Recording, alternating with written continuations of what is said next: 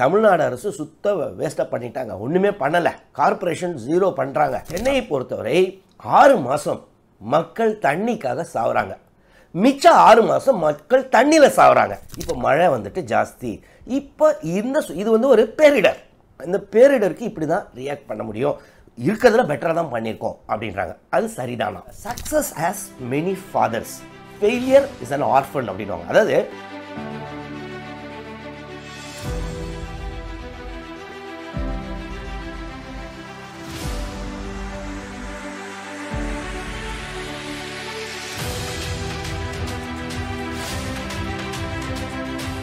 வணக்கம். Israel Jebasingh. Michaung புயல் சென்னையை புரட்டி போட்டது. சென்னை மட்டும் இல்லை, அருகாமையில் உள்ள திருவள்ளூர், காஞ்சிபுரம், செங்கல்பட்டு. ஆனால் இருக்கிறதுல ரொம்ப மோசம் எதுனா சென்னை. காரணம் என்னென்னா சென்னையோட பாப்புலேஷன் டென்சிட்டி. இப்போ சென்னை இன்னொரு முக்கிய விஷயம் என்னென்னா, சென்னை இப்போ நான் இங்கே வீடியோ ரெக்கார்ட் பண்ணிகிட்டு இருக்கேன்ல, officers IAS academy Anna Nagar. இந்த அண்ணா நகர் பார்த்திங்கன்னா 1960களில் இது ஒரு லேக்காக தான் இருந்துச்சுடுவாங்க. அந்த மாதிரி நீங்கள் வேளச்சேரி எடுத்துக்கோங்க, டி நகர் எடுத்துக்கோங்க, நிறைய இடம் சென்னையில் நம்ம ஏரி மேலே தான் வீடெல்லாம் கட்டி வச்சுருக்கோம். சரி, இப்போது அதனால் எப்பயுமே இந்த சென்னைக்கு பாதிப்பு ஜாஸ்தி, பாப்புலேஷனும் ரொம்ப ஜாஸ்தி. இப்போ இந்த வீடியோவில் நம்ம இப்போ என்ன பேசிக்கிட்டு இருக்காங்க, எல்லா இடத்துலையும் பார்த்தீங்கன்னா ஒரு சாரார் என்ன சொல்கிறாங்கன்னா, தமிழ்நாடு அரசு இந்த புயலை இந்த சூழலில் இப்படி தான் ஹேண்டில் பண்ண முடியும். காரணம் என்னென்னா 2015ஓட 2023 மழை ஜாஸ்தி. இப்போ உயிரிழப்பு பார்த்திங்கன்னா ரொம்பவே கம்மி இந்த இதில். இப்போ எவ்வளோ ட்ரை பண்ணாங்க, எல்லாரும் முயற்சி பண்ணுறாங்க, கார்ப்பரேஷனும் முயற்சி பண்ணுறாங்க, அரசும் முயற்சி பண்ணுது. இந்த சூழலில் இவ்வளோ தான் ஹேண்டில் பண்ணியிருக்க முடியும். பெட்டராக ஹேண்டில் பண்ணாங்க 2015ஓட. இன்னொரு சாரார் என்ன சொல்கிறாங்கன்னா, இல்லைப்பா, இது தமிழ்நாடு அரசு சுத்த வேஸ்ட்டாக பண்ணிட்டாங்க, ஒன்றுமே பண்ணலை, கார்ப்பரேஷன் ஜீரோ பண்ணுறாங்க அப்படின்னு. உண்மை என்னதாங்க, எப்படி இதை ஹேண்டில் பண்ணாங்க? சரி, 2021 ஹைகோர்ட்டில், 2021 நான் சொல்கிறேன், ஹைகோர்ட்டில், அதாவது மெட்ராஸ் ஹைகோர்ட்டில் ஒரு சுவமோட்டோ ஒரு கேஸ் எடுக்கிறாங்க.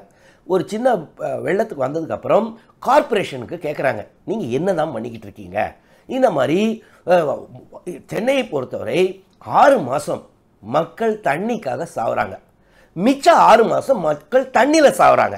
அதாவது 6 மாதம் வெயில் காலத்தில் தான் தண்ணி இல்லாமல் கார்ப்பரேஷன் ஒன்றும் பண்ண மாட்டேங்கிறீங்க. மிச்சம் 6 மாதம் எப்படி இருக்குது, என்ன தான் பண்ணிக்கிட்டு இருக்கீங்க நீங்கள்? இப்போ இந்த வெள்ள நிவாரணத்துக்கு ஏதாவது பண்ணுறீங்களா அப்படின்னு கேள்வி கேட்டாங்க. கார்ப்பரேஷனும் அஷூரன்ஸ்லாம் கொடுத்தாங்க. அதற்கு அடுத்தது 2022 ஆச்சு, 23 ஆச்சு. 23 பார்த்திங்கன்னா அக்டோபர் 10ஆம் தேதி, இந்த வருடம் அக்டோபர் 10ஆம் தேதி சென்னை கார்ப்பரேஷன் கமிஷனர் என்ன சொல்கிறாருன்னா, 92% முடிஞ்சிருச்சு வேலை. எது இந்த ஸ்டாம் வாட்டர் ட்ரெயின் சொல்கிறாங்களே, அதெல்லாம் முடிஞ்சிருச்சுன்னு அவர் பேட்டி கொடுக்குறாரு. அதுக்கு அடுத்தது நவம்பர் 2ஆம் தேதி சென்னை மேயர் அவர்கள் சொல்கிறாங்க, இன்னும் 10 நாள் தான், கொஞ்சோண்டு வேலை தான் இருக்குது, 10 நாள் தான் அப்படின்றாங்க. அதற்கு அப்புறம் இப்போ டிசாஸ்டர் அந்த குறிப்பாக 3ஆம் தேதி 4ஆம் தேதி தான் உச்சகட்டம். இந்த மண்டே அந்த புயல் 3ஆம் தேதி சண்டேவே பயங்கர ஈவினிங்லாம் ரொம்ப இதாக இருந்துச்சு. மண்டே டியூஸ்டே மதியானம் வரைக்குமே ஒரு மாதிரி தான் இருந்துச்சு. ஸோ இன்னும் சென்னைக்கு நார்மல்சி வரல. ஸோ இப்போ சென்னை கார்ப்பரேஷன் என்ன சொல்கிறாங்கன்னா, இந்த பாருங்க எப்படி இருந்தது இது, நீங்கள் 2015ஓட கம்பேர் பண்ணோம், இப்போ மழை ஜாஸ்தி. இப்போ இது ஒரு பேரிடர். இந்த பேரிடருக்கு இப்படி தான் ரியாக்ட் பண்ண முடியும். இருக்கிறதுல பெட்டராக தான் பண்ணியிருக்கோம் அப்படின்றாங்க. அது சரிதானா? என்னை பொறுத்தவரை டோட்டலாக அது சரியே கிடையாது. ஏன்னா ஃபர்ஸ்ட் ஆஃப் ஆல் நீங்கள் எங்களுக்கு நம்பிக்கை கொடுத்தீங்க. நீங்கள் என்ன நம்பிக்கை கொடுத்தீங்க? எல்லாம் ரெடி. சொல்லப்போனால் அந்த புயல் வர்றதுக்கு கொஞ்சம் முன்னாடி கார்ப்பரேஷன் கமிஷனர் சொல்லுவார், புயலுக்கு தயார், நாங்கள் எதிர்கொள்ள தயாருங்க. ஸோ மக்களை பொறுத்தவரை ஓகே, எல்லாம் ஸ்டாம் வாட்டர் ட்ரெயின் ரெடி ஆயிடுச்சு, அப்புறம் என்ன, நமக்கு ஒன்றும் இல்லைன்னு. ஸோ இதை அவங்க ஒரு ஃபால்ஸ் அஷூரன்ஸ் கொடுத்துட்டாங்களோ அப்படின்னு தான் தோணுது. இன்னொன்று, இந்த வருடம் நம்மளுடைய சென்னை பெரிய வெள்ளக்காடாக ஆக போகுது. ஏன்னா எல் நினோ அப்படின்னு நான் ஏப்ரல் 15 இந்த வருஷம் நம்ம சேனல்ல ஒரு வீடியோ போட்டேன். ஸோ ஏன்னா எல் நினோ எப்பெல்லாம் வருதோ அப்பெல்லாம் நம்மளுடைய சென்னை ஃப்ளட் ஆகும். இதே தான் 2015லயும் ஆச்சு அப்படின்னு சொல்லியிருந்தேன். எப்பெல்லாம் எல் நினோ நடக்குதோ சென்னை என்ன ஆகும் அப்படின்னு யோசிச்சிங்கன்னா, சாதாரணமாக இந்த சவுத் வெஸ்ட் மான்சூன் அடி வாங்குச்சுன்னு வைங்களேன், நார்த் ஈஸ்ட் மான்சூன்ஸ் அதை மாதிரி இன்னும் நல்லா இருக்குமா. சென்னை ஃப்ளட் எப்போ நீங்கள் யோசிச்சு பார்த்தீங்களா? 2015. அதற்கு முன்னாடி எப்பெல்லாம் சென்னையில் ஃப்ளட்டு வந்திருக்கோ பார்த்தீங்கன்னா மோஸ்ட்லி அது எல் நினோ இயர்ஸாக இருக்கும். சரிங்க, நான் எக்ஸ்பர்ட்டா ஒன்றுமே கிடையாது, நம்ம வெதர்மேன். டிசம்பர் 2 மிட் நைட் ஒரு 11:59 நினைக்கிறேன், அதாவது நம்மளுடைய தமிழ்நாடு வெதர்மேன் அவர் வந்து ட்விட்டரில் போடுறாருங்க, நான் வந்துட்டு சாதாரணமாக சிவியர் இது வார்னிங் கொடுக்க மாட்டேன். 2015 நவம்பர் 2 ஒரு வாட்டி கொடுத்தேன், டிசம்பரில் கொடுத்தேன், இப்போயும் திருப்பி கொடுக்குறேங்க, பயங்கரமான மழை வரப்போகுதுன்னு. ஸோ எப்போ சனிக்கிழமை நைட் அவர் கொடுக்குறாரு. அதற்கப்புறம் கண்டிப்பாக ஐஎம்டியும் அதே ஃபோர்காஸ்ட் தான் கொடுக்குறாங்க, வெதர்மேன் கொடுக்குறாரு. ஸோ அட்லீஸ்ட் ஒரு அலர்ட் போயிருக்கலாம். அதாவது இந்த மாதிரி இருக்க, அதாவது லோ லையிங் ஏரியாஸ் இன்ன வரைக்கும் வேளச்சேரி, இந்த சவுத் சென்னை நிறையாவே அஃபெக்ட் ஆகிருக்காங்க. நார்த்தில் பார்த்திங்கன்னா மணலி போன்ற பகுதிகள்லாம். ஸோ அந்த தாழ்வான பகுதிகளில் இருக்கிறவங்களுக்கு ஸோ கட் ஆஃப் ஆயிடுவாங்க. எப்பயுமே பார்த்திங்கன்னா இந்த ஸ்டேட்டோடைய டிசாஸ்டர் மேனேஜ்மெண்ட் அத்தாரிட்டி வருஷம் ஒரு போன வருஷம் புயல் வெள்ளம் எல்லா பாதிப்புகளுக்கும் வச்சு எதெல்லாம் லோ லையிங் ஏரியாஸ், ஸோ அது கண்டினியூஸாக அப்டேட் ஆகிட்டே இருக்கும், புக்கு ப்ரிப்பேர் பண்ணுவாங்க. ஸோ எங்கெல்லாம் தண்ணி தேங்குன்ற அளவு வரைக்கும் இந்த ஜனவரி மாதத்துலேருந்து ரெடி. ஸோ இது சென்னை கார்பரேஷனுக்கு தெரியும். ஸோ அந்த ஏரியாஸ்லாம் என்ன ஆச்சு? சரி, ஒருத்தர் மாட்டிக்கிட்டாங்க, புயலில் தண்ணி ஏறுது, அப்போது ஏதோ ஒரு பிரச்சனை. அப்போ என்ன சொன்னாங்க, டோல் ஃப்ரீ நம்பர் இருக்குது, ஹெல்ப்லைன் நம்பர் இருக்குது, 1913 நினைக்கிறேன் ஒரு நம்பர், அது இல்லாமல் நிறைய நம்பர்ஸும் கொடுத்துருந்தாங்க, நிறையா லிஸ்ட்டு. ஆனால் பார்த்திங்கன்னா அந்த நம்பர்ஸ் எடுக்கவே இல்லை. நிறைய பேர் இதை சொன்னாங்க, அந்த நம்பர்ஸ் இன்ஆக்டிவாக இருந்துச்சு. சாதாரணமாக அந்த டைமில் எல்லா இடத்துலையும் மொபைல் கனெக்ஷன் கிடைக்கிறதே கஷ்டம். ஸோ மக்கள் பதறி அடித்து எங்கேயோ ஒரு வீட்டில் மூலையில் நின்று எங்கேயோ ஒரு நம்பர் கிடச்சி, கடைசியில் அந்த நம்பர் எடுக்கலைன்னா அப்புறம் எதற்கு அந்த ஹெல்ப்லைன்? ஹெல்ப் தேவைப்படுற டைமில் அந்த நம்பர் எடுக்கலைன்னா எதற்கு அந்த ஹெல்ப்லைன்? இப்போ என்ன சொல்கிறாங்க, இல்லை அந்த நம்பர்ஸ் வந்துட்டு 10லேருந்து ஏற்கனவே நாங்கள் 30 பேரலால் இது பண்ணோம், இப்போ இன்க்ரீஸ் பண்ணுறோன்னு. இது முடிஞ்சதுக்கப்புறம் இதற்கப்புறம் அடுத்த வருஷம் தானே, நவம்பர் தானே, இப்போ எதுக்கு அது? ஸோ இதை கோட்டை விட்டு விட்டார்கள் சென்னை கார்பரேஷன் அப்படின்னு தான் தோணுது. இன்னொன்று, இப்போ நாங்கள்லாம் சின்ன வயசில் இருக்கும்போதுங்க, மழைன்னா எங்களுக்கு தெரியும், ஒரு லீவ்லாம் வரும், ஜாலியாக இருப்போம். 7 நாளாவது ஒரு வாரம் கரண்ட் இருக்காதுன்னு தெரியும். தண்ணி ரொம்ப ஜாஸ்தி ஆகிடும். நாங்கள் வந்து இருந்தது வில்லிவாக்கம், கொஞ்சம் தாழ்வான பகுதி, எங்கள் வீட்டு பக்கத்தில் ஏரி. ஸோ தண்ணி அங்கே நிரம்பும், இங்கேருந்து நாங்கள் பேப்பர் கப்பல் விடுவோம். ஸோ வீட்டில் உடனே மேட்ச் பாக்ஸு, கேண்டிலு, அந்த ப்ரிப்பரேட்டரி வீட்டில் தேவையான அரிசி மக்களுக்கு தெரியும், இதுதான் ஸ்டாண்டர்ட், எதிர்பார்ப்பு இல்லை. ஆனால் இந்த வாட்டி கார்பரேஷன் கொடுத்த எதிர்பார்ப்பு பார்த்திங்கன்னா ரொம்பவே எல்லாம் ப்ரிப்பேர்டு, ஒன்றும் பயப்பட வேண்டாம் அப்படின்னு சொல்லிட்டு திடீர்னு இப்போ பேரிடர் அப்படின்னு சொல்கிறது ரொம்ப தவறு. ஏன்னா நான் ஒரு சில இதெல்லாம் பார்க்கும்போது ஒரு அவங்க குழந்தைகளுக்கும் அவங்களுக்கும் ரோட்டில் போகிற அந்த வெள்ளை தண்ணியை எடுத்து காய்ச்சி, ஏன்னா தண்ணி இல்லை, ஸோ அந்த தண்ணியை காய்ச்சி கொடுக்குறாங்க. அப்போது எத்தனை மந்திரிகள் வீட்டில், இல்லை எத்தனை ஐஏஎஸ் அதிகாரிகள் வீட்டில், கார்பரேஷன் அதிகாரிகள், சீஃப் இன்ஜினியர் அவங்க வீட்டிலலாம் எத்தனை பேருக்கு அப்போ குழந்தைகளுக்கு இந்த மாதிரி தண்ணி கொடுத்துருப்பாங்க? ஆனால் நீங்கள்லாம் வாங்குறது எங்களுடைய டேக்ஸ் பணம் தானேங்க. ஒவ்வொரு பொருள் ஒவ்வொரு மக்கள் வாங்கும்போதும் அதில் டேக்ஸ் கட்டுறோம். அதுக்கு அடுத்தது இன்கம் டேக்ஸ், இந்த மாதிரி டேக்ஸ் கட்டுறோம், அதில் இருந்தால் சம்பளம் வருது. ஸோ அப்போ எதற்காக இதெல்லாம் கொடுக்குறோம்? நார்மல் டைம்ஸில் மக்களுக்கு தேவையே இல்லை, அரசுடைய உதவி நார்மல் டைமில் தேவையே கிடையாது மக்களுக்கு. அவங்களுடைய உழைப்பில் ஒரு பார்ட்டை கொடுத்துட்றோம் கவர்மெண்ட்டுக்கு. எதற்காக? எங்களுக்கு ஏதாவது பிரச்சனை வந்துச்சுன்னா நீங்கள் அப்போ பார்த்துக்கோங்க. அதுக்காக தானே உங்களுக்கு கார் தராங்க, பெரிய பங்களா தராங்க. ஸோ இந்த சூழலில் அந்த டைமில் ஒரு அந்த பெரிய இது வரும்போது, டிசாஸ்டர் வரும்போது லெஃப்ட் அலோன் மாதிரி இருந்துச்சு. இந்த வர நிறைய பேரை ரீச் பண்ண முடியல ஹெல்ப்லைன். அடுத்தது நம்மளுடைய பால், இது பார்த்திங்கன்னா அமைச்சரே சொல்லியிருந்தார், பால் இதெல்லாம் ரொம்ப ரெகுலேட் ஆகிடுச்சின்னு. ஆனால் எனக்கு தெரிஞ்சு நான் அன்றைக்கே, அதாவது அந்த எல்லா நாளும் நான் ஆஃபீஸர்ஸ் அகாடமி வந்துடுவாங்க, எப்படியோ வந்துடுவேன். ஏன்னா இங்கேருந்து சர்டன் இது இருக்கும், ஆன்லைன் கிளாஸ் அதை வச்சிடணும்னு பார்ப்போம். ஏதோ ஒன்று பார்க்கும்போது அன்னைக்கு ஒன்றும் எதிர்பார்க்கவே இல்லை. ஏன்னா மண்டேலாம் ஒன்றும் பிரச்சனை இல்லை, ஏன்னா எப்படி இது காற்று அடிக்குது, இது அடிக்குது, அப்போ யாரும் அடுத்த நாள் செவ்வாயிலிருந்து ஆவின் எவ்வளோ இருக்குது, காலையிலையும் சரி சாயங்காலம் சரி. ஒரு சில இடத்துலலாம் பிளாக் மார்க்கெட்டில் 250 ரூபா வரைக்கும் 1 லிட்டர் பால். அதற்கப்புறம் தண்ணி கேன்லாம் ஏகப்பட்ட காசில் போச்சு, நிறைய காசில் விற்றுக்கிட்டு இருந்தாங்க. ஸோ இதெல்லாம் பார்க்கும்போது அமைச்சர் சொல்கிறதுக்கும் இது வந்து அண்ணா நகர் வந்து ஒஸ்ட் அஃபெக்டடே கிடையாது. ஒரு 2-3 நாளைக்கு கரண்ட் இல்லை, மற்றபடி இது. ஆனால் அப்போ ஒஸ்ட் அஃபெக்டட் ஏரியாஸ் அவங்கெல்லாம் எப்படி இருந்திருக்கும் யோசிச்சு பாருங்கள். ஸோ அந்த கார்பரேஷன், என்னை பொறுத்தவரை கார்பரேஷனும் ரொம்பவே பெரிய ஃபெயிலியராக தான் இந்த இதை பார்க்கலாம். அவங்க கார்பரேஷன் அப்போ வேலை செய்யலைன்னா இன்றைக்கி நம்மளால் பேசிக்கிட்டே இருக்க முடியாது. அவங்க பாவம் தினந்தோறும் வேலை செய்கிறாங்க, ரோட்டெல்லாம் க்ளீன் பண்ணுறாங்க, மொத்த சென்னை நம்ம போடுற குப்பையெல்லாம் அடுத்த நாள் காலையில் எழுந்தோன்னா சுத்தமாக இருக்குன்னா அதுக்கு கார்ப்பரேஷன் தான் காரணம். அதிலெல்லாம் டவுட்டே இல்லை. எவ்வளோ ப்ளீச்சிங், என்ன பிரச்சனை, கொரோனா காலத்துலலாம் யார் வேலை செஞ்சது? கார்ப்பரேஷன். அதிலெல்லாம் தவறே இல்லை. ஆனால் நான் என்ன சொல்ல வரேன்னா, கார்ப்பரேஷன் நான் சொல்கிறேன், கடைநிலை ஊழியர்கள் இன்றைக்கும் நல்லா தான் வேலை செஞ்சுக்கிட்டு இருக்காங்க. ஆனால் அவங்களுக்கு ஒரு டைரக்ஷனே இல்லாமல் இருக்கும். ஏன்னா சரி, அப்போ மந்திரிகள் அடுத்தது வருவோம். ஸோ கார்ப்பரேஷனை பொறுத்தவரை ஒரு அதாவது அப் டு த லெவல். இப்போ ஓரளவு நார்மல்சி கொண்டு வந்ததுக்கு அப்போ வேறு யாரும் நீங்களும் நானும் வேலை செய்யலை, கார்ப்பரேஷன் தான் வேலை செஞ்சுருக்காங்க. அங்கே உள்ள ஊழியர்கள், கடைநிலை ஊழியர்களாக இருக்கட்டும், எல்லாம் வேலை செஞ்சு ஓரளவு ரெஸ்டோர் பண்ணிக்கிட்டு இருக்காங்க.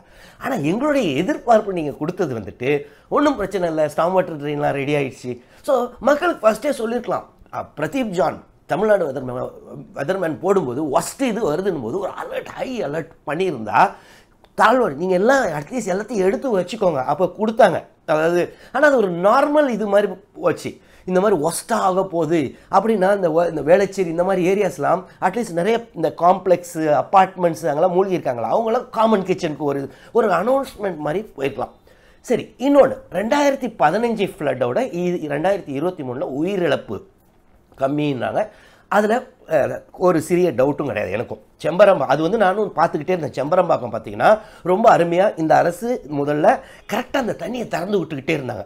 2015 திடீர்னு தண்ணி திறந்து விட்டாங்க. அப்போ பார்த்தீங்கன்னா இந்த டிஃபென்ஸ் காலனி, சைதாப்பேட்டு, அப்புறம் இந்த மியாட் ஹாஸ்பிட்டல், ராமாபுரம் மியாட் ஹாஸ்பிட்டலெல்லாம் ஆக்சிஜன் இல்லாமலாம். ஸோ 300-400 பேர் இறந்தார்கள். எத்தனையோ நாள் தண்ணியிலேருந்து ஒருத்தர்லாம் டிஃபென்ஸ் காலனியில் ஒரு பாவம் உதவி கேட்டு ஸோ எதிர்பார்க்காம திடீர்னு செம்பரம்பாக்கத்துலேருந்து தண்ணி வந்துச்சு. இந்த வாட்டி ரொம்ப கிளியராக எவாக்குவேட் பண்ணிக்கிட்டே வந்துக்கிட்டு இருந்தாங்க, அதுலேருந்து வெளியில் எடுத்துக்கிட்டே இருந்தாங்க. ஸோ அது ஒரு அரசு செய்த நல்ல செயல், அதில் டவுட்டே இல்லை. ஆனால் அதே சமயத்தில் ரூமர் கிளம்ப ஆரம்பிச்சிருச்சு ஒரு கட்டத்தில். இப்போ திருப்பி செம்பரம்பாக்கத்துலேருந்து அப்போ லோ லையிங் ஏரியாஸ் மக்களுக்கு நாங்கள் தான் டிவியில் சொல்கிறோமேன்னு சொல்லலாம். ஆனால் டிவிக்கு தான் கரண்ட் கிடையாது. ஸோ டிவியில் மக்களுக்கு தெரியாது, மொபைலு கனெக்ஷன் கிடையாது. அங்கே பேனிக்கில் இருந்தாங்க தண்ணி ஏறும்போது. ஆனால் தண்ணி இந்த வாட்டி ஏரில் கரெக்டாக ஹேண்டில் பண்ணாங்க. ஒரு அந்த சைடெலாம் பார்த்தீங்கன்னா இடுப்பளவு தண்ணி இருந்துட்டு திருப்பி குறைஞ்சிருச்சு. ஆனால் அங்கே அந்த டைமில் எப்படி ரீச் ஆகிக்கலாம்? இப்போ நாங்களாம் வெஸ்ட் பெங்காலில் வேலை பார்க்கும்போது அங்கே இந்த மாதிரி ஃப்ளட் ஏரியாஸில் ஏதோ ஒரு சுச்சுவேஷனில் கரண்ட்டோ ஏதோ இல்லைன்னா மைக்கிங் சொல்லுவாங்க. இந்த ஆட்டோமோயோ இதுலையோ ரிக்ஷாலையோ வச்சு மைக் வச்சு கத்திக்கிட்டே போவாங்க, இதுதான் கவர்மெண்ட் சொல்லுது, இதுதான் இப்போ நிலவரம்னு. ஸோ ஏதோ ஒன்று அட்லீஸ்ட் இந்த லோ லையிங் ஏரியாஸில் பண்ணியிருந்தா நிறைய பேனிக்கை குறைச்சிருக்கலாம். ஆனால் கவர்மெண்ட்டு அதை ஹேண்டில் பண்ணது ரொம்பவே. ஏன்னா 2015 வந்துட்டு பயங்கர மோசமான எக்ஸ்பீரியன்ஸு. அப்பயும் நான் சென்னையில் இருந்தேன்.